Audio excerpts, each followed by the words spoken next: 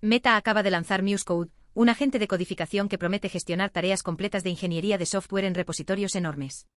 Y digo agente a propósito porque no es un simple autocompletado.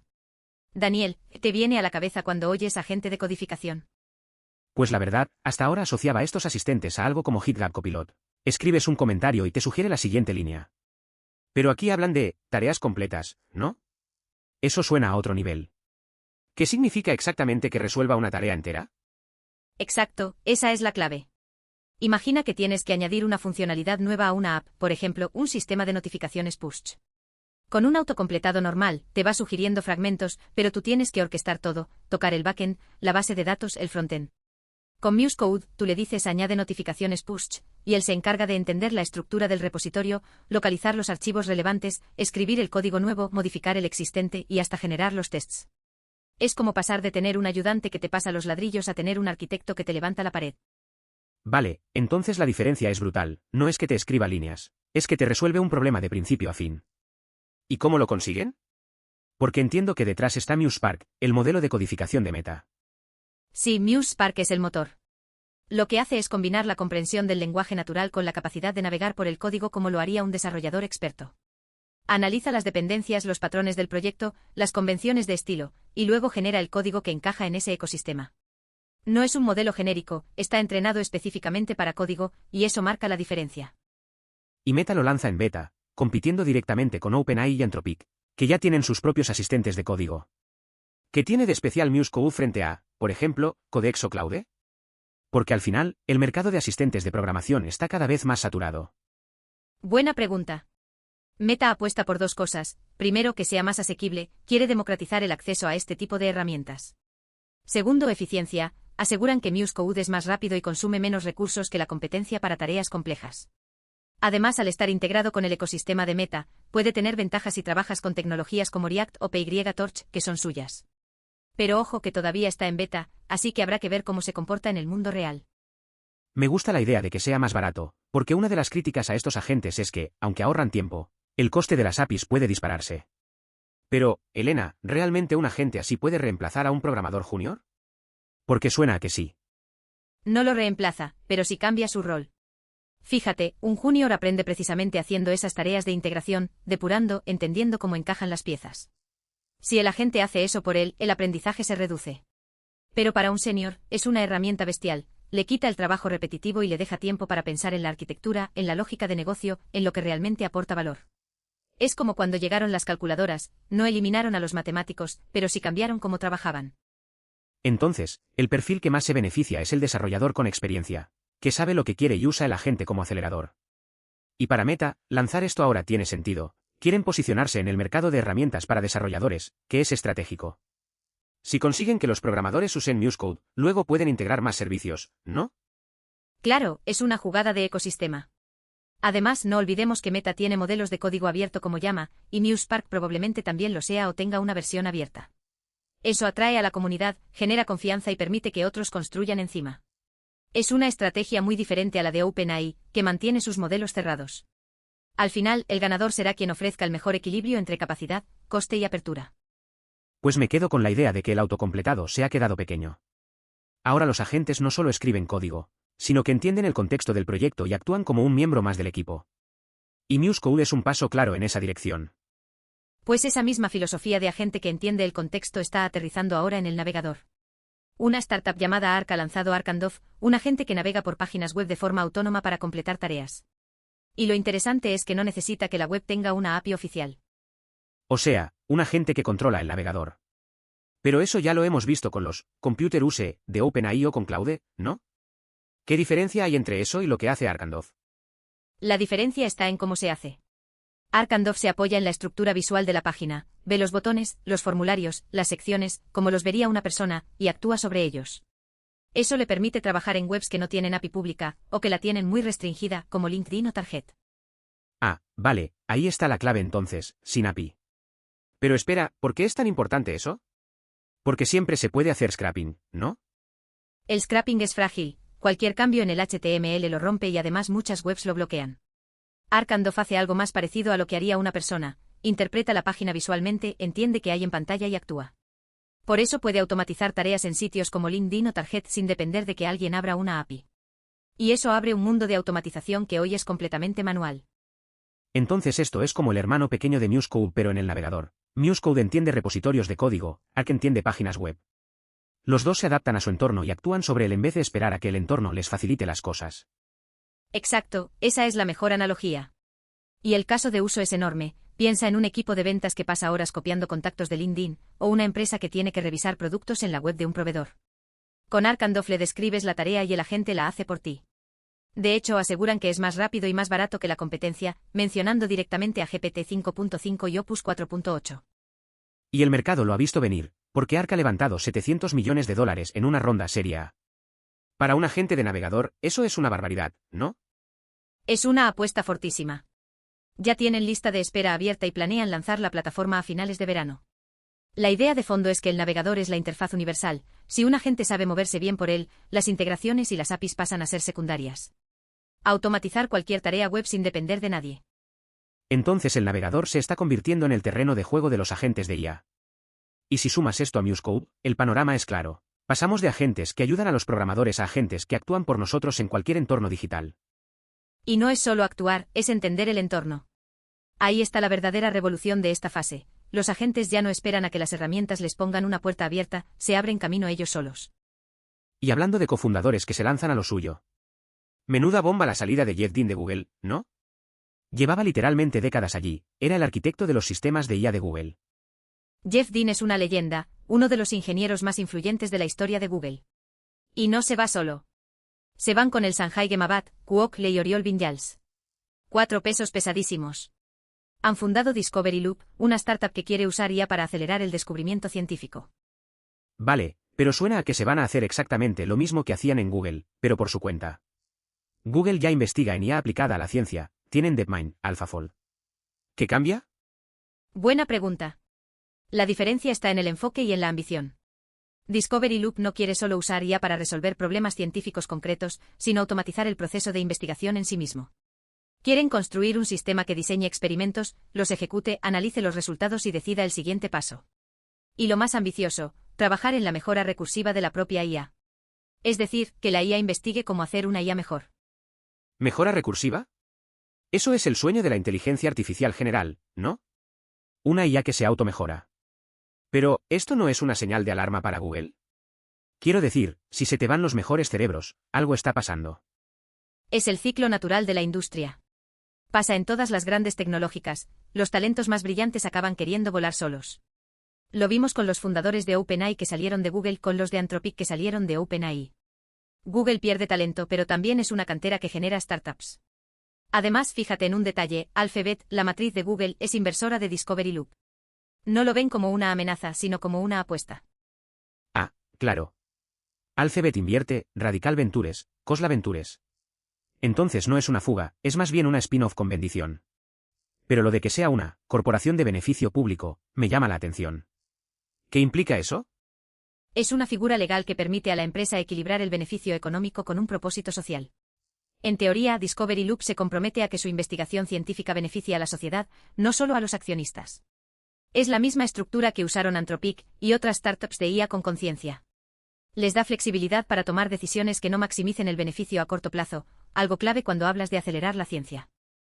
Entonces, el mensaje es, vamos a hacer ciencia con IA, pero de forma responsable, y encima Alphabet nos financia. Es casi un win-win, Google no pierde del todo el talento, los investigadores se llevan su libertad, y la ciencia gana. Pero, ¿tiene posibilidades reales de funcionar un proyecto así? Si lo lidera Jeff Dean, las posibilidades son altas. Pero automatizar el método científico es un reto enorme. La ciencia no es solo ejecutar experimentos, es formular las preguntas correctas, intuir direcciones, tener ese olfato para lo que merece la pena investigar. Eso, de momento, es humano. Pero si alguien puede empezar a construir el puente, es este equipo. Y con 2,4 billones de parámetros en los modelos chinos, como vimos, la competencia no da tregua. Pues sí, porque mientras unos construyen agentes que navegan webs y otros escriben código, este equipo apuesta por la investigación científica. Es otro nivel de ambición. Me recuerda a cuando DeepMind resolvió el plegamiento de proteínas con AlphaFold. Un salto enorme para la ciencia. Discovery Loop quiere que eso sea el día a día. Y hablando de movimientos estratégicos, me ha llamado mucho la atención lo de Anthropic. He leído que están montando un equipo para diseñar sus propios chips de IA. ¿No tienen ya acuerdos con AWS, Google, Nvidia y AMD? ¿Por qué meterse en ese berenjenal? Pues porque la demanda de cloud está creciendo tan rápido que los proveedores externos, por buenos que sean, se quedan cortos. Anthropic necesita escalar, y escalar bien. La clave está en el concepto de CEO diseño. Cuando tú controlas el hardware y el software, puedes optimizar el modelo para que funcione exactamente como necesitas en ese chip. No es lo mismo tener un modelo diseñado para correr en cualquier GPU, que tener un modelo diseñado específicamente para el chip que tú has creado. Ah, entonces es como pasar de un coche de alquiler a un coche hecho a tu medida. El alquiler te lleva, pero el tuyo acelera, frena y consume justo como quieres. Pero, ¿no es una inversión descomunal? Diseñar chips no es como escribir software, hablamos de miles de millones y años de desarrollo. Exacto, es una inversión bestial. Pero Anthropic no es la primera. OpenAI ya está en ello. Google DeepMind lleva años con sus TPU, que son chips diseñados específicamente para sus modelos. La lógica es que a largo plazo, la eficiencia que ganas compensa el coste inicial. Si Claude tiene que procesar millones de consultas al día, un chip optimizado para su arquitectura puede reducir drásticamente el consumo energético y la latencia. Y en la nube, cada milisegundo cuenta. Entonces no es que Anthropic desconfíe de Nvidia o de AWS, es que quiere tener el control de su propia cadena de valor. Como Apple con sus chips M, que dejaron de depender de Intel y ahora tienen un rendimiento espectacular porque hardware y software están diseñados juntos. Exactamente esa analogía. Apple demostró que la integración vertical en chips es un diferenciador competitivo tremendo. Anthropic está haciendo lo mismo, no quiere depender de que Nvidia lance la próxima GPU o de que AWS tenga capacidad disponible. Quiere que su hardware y su modelo evolucionen al mismo ritmo. Y además, con la demanda de cloud disparada, necesitan asegurarse el suministro. No es solo eficiencia, es también soberanía tecnológica. Y eso en un mercado donde los chips de IA son el recurso más escaso. Recuerdo que durante meses se hablaba de que no había suficientes GPUs para entrenar modelos. Si Anthropic tiene sus propios chips, se quita ese cuello de botella. Pero, ¿qué implica esto para sus acuerdos con AWS y Google? Porque ellos son también sus inversores y proveedores de nube. Buena observación. Anthropic no va a romper esos acuerdos de golpe. Los chips personalizados no sustituyen de la noche a la mañana a la infraestructura existente. Lo que hacen es complementarla, para tareas específicas, donde el volumen es masivo, usan sus propios chips, para el resto, siguen usando la nube de AWS o Google. Es una estrategia de diversificación. Y además les da poder de negociación con sus propios proveedores. O sea, Anthropic está jugando a largo plazo, construir su propia infraestructura para no depender de nadie, pero sin cortar los puentes con sus aliados actuales. Me recuerda a lo que comentábamos con Meta y Hyperion, la carrera de fondo es tener el control de toda la cadena, desde los chips hasta los centros de datos. Exacto. Y fíjate en el patrón, Meta construye su propio megacentro, Anthropic sus propios chips, OpenAI también, Google lleva años con TPU. La industria de la IA está virando hacia la integración vertical. Porque al final, el que controla el hardware controla la velocidad a la que puede innovar. Y en esta carrera, la velocidad lo es todo. Y ya que has mencionado Hyperion, no puedo dejar pasar esa visualización que circula por ahí proyectando su silueta sobre París. Es sobrecogedora, literalmente el centro de datos cubre casi toda la ciudad. Es una forma genial de hacerte entender la escala. Hyperion está en Luisiana, y no es un centro de datos cualquiera. Empezó con un plan de 2 gigavatios y $27.000 millones y Meta lo ha ampliado hasta 5 gigavatios y más de 50.000 millones. Es una de las mayores apuestas de infraestructura que ha hecho nunca una tecnológica. Espera, 5 gigavatios. Para que me haga una idea, ¿eso qué supone en términos de consumo real? Porque 1 gigavatio ya es una barbaridad, pero 5. Piénsalo así, el consumo energético de Hyperion equivale al de 4,2 millones de hogares estadounidenses. Y la cifra es tan bestial que Meta ha tenido que firmar un acuerdo con Entergy, la eléctrica local, para construir 7 centrales nuevas de gas y 240 kilómetros de líneas de alta tensión. Solo para abastecer este complejo. 7 centrales de gas. Para un único centro de datos. Eso ya no es un capricho, es una infraestructura casi de nivel industrial país. Pero, Elena, ¿esto es sostenible? Porque Meta habla mucho de sus compromisos climáticos, de renovables, y de repente resulta que está montando un parque de centrales de gas en Luisiana. Aquí está la tensión de fondo de toda la industria. La IA necesita una cantidad de electricidad tan brutal y tan constante, que las renovables por sí solas no garantizan esa fiabilidad 24/7. El gas es lo que te da esa base estable. Meta dirá que compensará esas emisiones con acuerdos de energía limpia, pero la realidad es que el carbono se emite igual. Y no es un caso aislado, Amazon, Microsoft, Google, todas están en la misma dinámica. Entonces, Lo que estamos viendo es que la carrera de la IA está reconfigurando hasta los balances energéticos de las regiones enteras. Me parece una locura que una empresa tecnológica esté condicionando el suministro eléctrico de un estado. Exacto. Y el objetivo de Meta es tener 2 gigavatios operativos para 2030, pero mientras tanto sigue construyendo al máximo ritmo. Lo que demuestra es que la IA ya no es solo una carrera de algoritmos y modelos, es una carrera de infraestructura pesada. Y eso está reventando los presupuestos de capital de todas las grandes tecnológicas. Hablamos de cientos de miles de millones en centros de datos, chips, electricidad y terreno. O sea, que cuando hablamos de agentes que escriben código, o de modelos que razonan, detrás hay ríos de electricidad, centrales de gas y kilómetros de cables.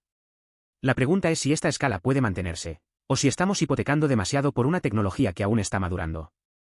Esa es la gran pregunta que va a marcar la próxima década. La tecnología avanza rapidísimo, pero su coste físico es real. Ahora mismo las grandes tecnológicas están dispuestas a pagarlo porque no quieren quedarse atrás. La duda es si la sociedad, los gobiernos y el planeta están dispuestos a asumir la factura. Y justo cuando parece que la IA ya no puede sorprendernos más, OpenAI presenta Astra. Lo llaman el Deep Blue de las matemáticas, porque resuelve problemas matemáticos complejos por menos de $2000. ¿Es para tanto la comparación? Es una comparación potente y tiene razón de ser. Deep Blue fue un hito porque demostró que una máquina podía vencer al campeón mundial de ajedrez en un juego que se consideraba el pináculo del pensamiento estratégico humano. Astra hace algo similar, pero en matemáticas, coge problemas de alto nivel, de esos que solo los mejores matemáticos del mundo abordan, y los resuelve o avanza significativamente en su solución. Y el coste es irrisorio, $2000 por problema. Para ponerlo en contexto, hay tesis doctorales enteras dedicadas a uno solo de esos problemas. O sea, que no es solo que haga cálculos más rápido, es que razona sobre problemas abiertos. Eso ya no es una calculadora, es un colaborador científico. Pero, ¿qué tipo de problemas resuelve exactamente? Porque matemáticas hay muchas. Son problemas de matemáticas avanzadas, de las que aparecen en revistas especializadas, no aritmética de instituto. OpenAI ha publicado que Astra logró resolver o dar pasos significativos en 10 problemas complejos. Y el detalle clave es que no usa trucos de búsqueda ni fuerza bruta, aplica razonamiento simbólico, construye demostraciones, encadena pasos lógicos. Es un salto cualitativo. Por eso lo comparan con Deep Blue, porque en su momento el ajedrez era el bastión de la inteligencia humana, y ahora las matemáticas eran el último refugio. Sí, siempre se ha dicho que las matemáticas requieren intuición, creatividad, belleza. Cosas que parecían imposibles de codificar. ¿Qué implica que la IA esté avanzando ahí? Porque si las máquinas pueden demostrar teoremas, ¿qué nos queda como humanos? Esa es la pregunta existencial del momento. Pero ojo, los propios investigadores piden cautela. La comunidad matemática ha reaccionado con entusiasmo, pero también con escepticismo. Dicen que hay que evaluar más a fondo los resultados, que no todo lo que presenta OpenAI es una demostración completa y rigurosa. Algunos problemas los resuelve, otros solo los avanza. Y el avance puede ser un paso pequeño, no la solución final. Pero aún así, el mero hecho de que una IA pueda contribuir a un problema abierto de matemáticas es un antes y un después. Entonces es como si hubiera pasado de ser un alumno aplicado a un investigador en prácticas. No resuelve todo, pero empieza a aportar. Y el coste de $2000 por problema lo hace accesible. ¿Te imaginas a un departamento de matemáticas usando Astra como herramienta de trabajo diario? Exacto. Ahí está el cambio de paradigma. Hasta ahora, para demostrar un teorema nuevo necesitabas años de estudio, una mente brillante y mucha suerte. Con Astra un matemático puede decirle, mira, tengo esta conjetura, explora por aquí, y la IA le devuelve una demostración parcial o una pista. Es como tener un colaborador que nunca se cansa y que puede explorar miles de caminos lógicos en segundos. No reemplaza al matemático, pero lo acelera de forma brutal. Y eso conecta directamente con lo que hablábamos de Discovery Loop, automatizar el proceso científico. Si Astra ya puede hacer esto con matemáticas, imagina combinarlo con sistemas que diseñan experimentos o analizan datos. Estamos en el umbral de una ciencia asistida por IA, y las matemáticas son solo la primera pieza. Esa es la clave. Las matemáticas siempre han sido el lenguaje de la ciencia. Si la IA empieza a dominar ese lenguaje, las implicaciones para la física, la biología, la química son enormes. Pero no nos adelantemos, Astra es un avance real, pero la comunidad pide más transparencia y más benchmarks. Aún no sabemos si esto escala o si es un golpe de suerte con problemas muy concretos. Lo que sí sabemos es que la barrera entre lo humano y lo artificial en el razonamiento abstracto se está difuminando. Y hablando de avances que nos dejan con la boca abierta, justo esta semana Alibaba ha presentado el WEN 3.8 Max, y las cifras son de vértigo. 2,4 billones de parámetros, 1 millón de tokens de contexto, multimodal, y encima modelo abierto. ¿No se suponía que las restricciones de Estados Unidos iban a frenar a China en IA? Pues Alibaba acaba de demostrar exactamente lo contrario. En 3.8 Max no solo iguala a los modelos de OpenAI y Anthropic en muchos benchmarks, sino que los supera en algunas áreas.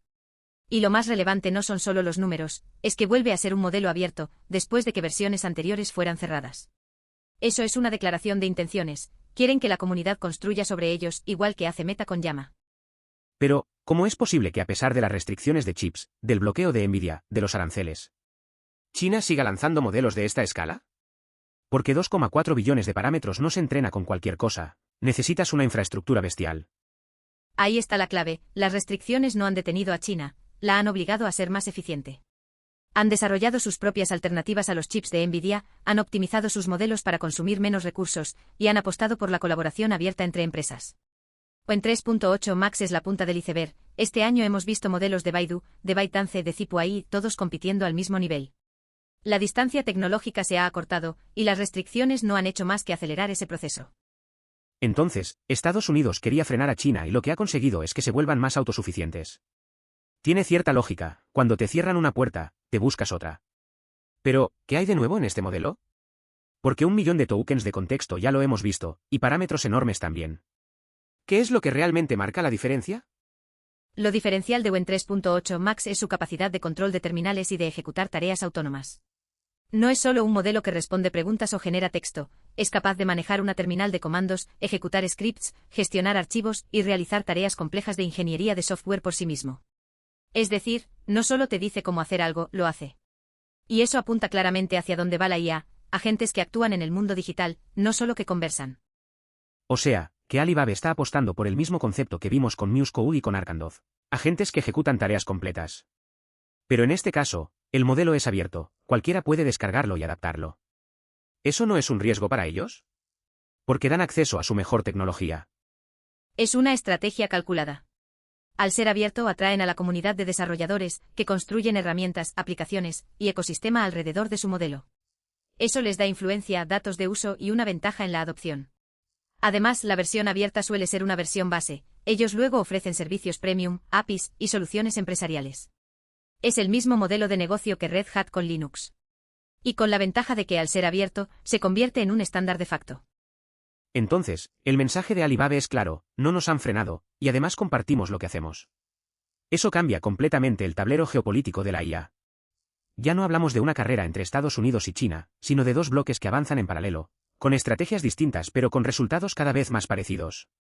Exacto, y eso es precisamente lo que define este momento. Fíjate en el patrón que hemos visto hoy, desde MuseCode escribiendo código pasando por Arcandoz navegando webs, hasta Wen 3.8 Max controlando terminales. Todos los grandes están moviendo ficha en la misma dirección, agentes que no solo conversan, sino que actúan. Y detrás de eso una infraestructura monstruosa, chips propios, talento que se mueve y modelos que ya empiezan a rozar las matemáticas. Es una industrialización acelerada, sin duda. Y lo que me queda claro es que nadie quiere quedarse atrás. Meta pone 50.000 millones en Hyperion, Anthropic se mete a diseñar chips, Jeff Dean se lanza por la ciencia, y mientras tanto, China responde con modelos que compiten de tú a tú. Es como si toda la industria hubiera pisado el acelerador a fondo al mismo tiempo. Y ese es el resumen del momento, una carrera en la que no hay un solo ganador claro, sino múltiples frentes abiertos. El que gane en código, el que gane en navegación autónoma, el que domine los chips, el que consiga que la IA haga ciencia de verdad, todo eso se está dirimiendo ahora. Y el coste tanto económico como energético es histórico. Pues sí, la IA ya no es solo algoritmos y datasets. Es centrales de gas, líneas de alta tensión, fundiciones de chips, y equipos de investigadores que dejan Google para fundar su propia startup. Una transformación total. Y seguro que la semana que viene nos trae otras 3 sorpresas que cambian el tablero otra vez. Seguro. Y hasta entonces nos quedamos con esa idea, la IA está en fase de construcción pesada. Y lo que se construye estos años va a definir la próxima década. Nos escuchamos pronto.